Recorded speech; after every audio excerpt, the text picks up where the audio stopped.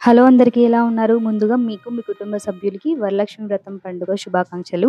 నేను ఈ వీడియోలో వరలక్ష్మి వ్రతం ఎందుకు జరుపుకుంటారు? ఎలా జరుపుకుంటారు? అసలు దీని వెనక గల కారణం ఏంటి? అనే ప్రతీదీ ఒక కథ ద్వారా ఈ ఈ వీడియోలో ఎక్స్‌ప్లెయిన్ చేస్తున్నాను. పూర్తిగా చూడండి.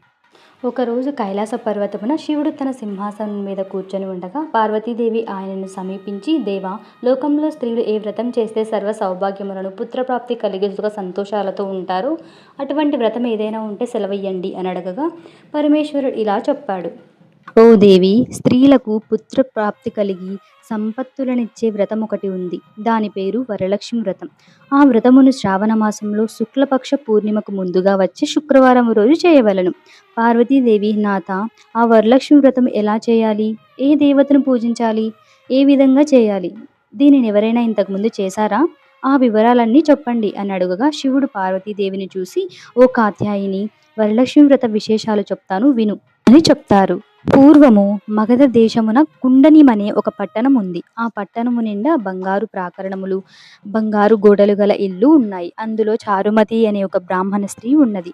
ఆమె పతియే ప్రత్యక్ష దైవముగా భావించి తెల్లవారుజామునే లేచి స్నానం చేసి పతిదేవుని పువ్వులతో కొలిచి ఆ తర్వాత అత్తామామలకు అవసరమైన అనేక సేవలు చేసి ఇంటి పనులన్నీ ఓర్పుతో నేర్పుతో చేసుకుంటూ ఉండేది. అందరితో ప్రియంగా మితంగా మాట్లాడుతూ ఉండేది. గయ్యాలిగా కాకుండా ఇంత అనుకువగానున్న ఆ మహాపతివ్రతను చూసి మహాలక్ష్మికి ఆమె మీద అనుగ్రహం కలిగింది. ఒకరోజు ఆ మహా ఇల్లాలి కలలేకి ప్రత్యక్షమై మహాలక్ష్మి ఇలా చెప్పింది. ఓ చారుమతి, నేను వరలక్ష్మీదేవిని. నీ నడవడికను చూసి నాకు నీ మీద అనుగ్రహం కలిగి నీకు ప్రత్యక్షమయ్యాను. శ్రావణ మాసంలో శుక్లపక్ష పూర్ణిమకు ముందుగా వచ్చే శుక్రవారం రోజు నువ్వు నన్ను పూజించితే నీవు కోరిన వరములిస్తాను అని ప్రత్యక్షమైన అమ్మవారు చెప్పింది. అలా ప్రత్యక్షమైన అమ్మవారిని చూసి ఎంతో మురిసిపోయిన చారుమతీదేవి కలలోనే వరలక్ష్మీదేవికి నమస్కారములు చేసి, ఓ మాత, నీ కటాక్షంబు కలిగితే జనులు ధన్యులవుతారు, విద్వాంసులవుతారు, సకల సంపన్నులవుతారు. నేను పూర్వ జన్మలలో చేసిన పూజాఫలం వల్ల నీ దర్శనం నాకు కలిగింది అనగా వరలక్ష్మీదేవి చాలా సంతోషంతో అక్కడి నుంచి వెళ్ళిపోతుంది. ఆ వెంటనే మెలకువ వచ్చి నాలుగు వైపులా చూస్తే చారుమతికి వరలక్ష్మీదేవి కనబడలేదు. అప్పుడు ఆమెకు అర్థమైంది తాను కలగనిందని. వెంటనే భర్తని, అత్తామామలని లేపి చెప్పగానే వాళ్ళు కూడా చాలా సంతోషించారు. ఈ స్వప్నము చాలా ఉత్తమమైనది. దేవి ఆనతి ప్రకారం నువ్వు తప్పకుండా ఈ వ్రతం చెయ్యి అన్నారు. చారుమతి తన ఇరుగు పొరుగున ఉన్న స్త్రీలకు కూడా చెప్పింది.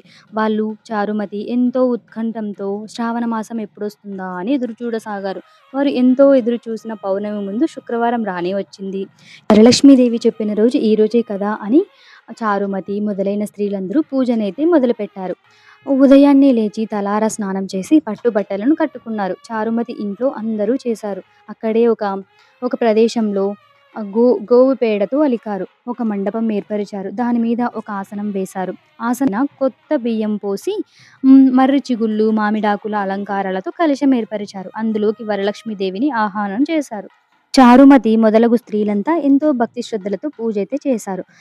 9 సూత్రములు గల తోరాన్ని కుడి చేతికి కట్టుకున్నారు. వరలక్ష్మీదేవికి అనేక రకములైన పిండి వంటలు చేసి నైవేద్యం పెట్టారు. దాని తర్వాత ప్రదక్షిణం చేస్తూ ఉండగా ఆ స్త్రీలందరికీ గల్లు గల్లుమని శబ్దం వినపడింది. వెంటనే తమ కాళ్ళను చూసుకుంటే గజ్జలు మొదలైన ఆభరణములు కనిపించాయి.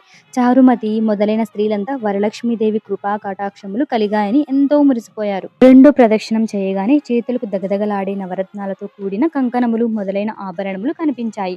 ఇంకా వాళ్ళ ఆనందం ప్రత్యేకించి చెప్పేదేముంది. ఆ ప్రదక్షిణాలన్నీ పూర్తి చేశారు. చారుమతి ఇంటి నుంచి ఆ స్త్రీలను తీసుకుపోవడానికి వారి వారి ఇళ్ల నుంచి గుర్రాలు, ఏనుగులు, రథాలు, బండ్లు వచ్చాయి.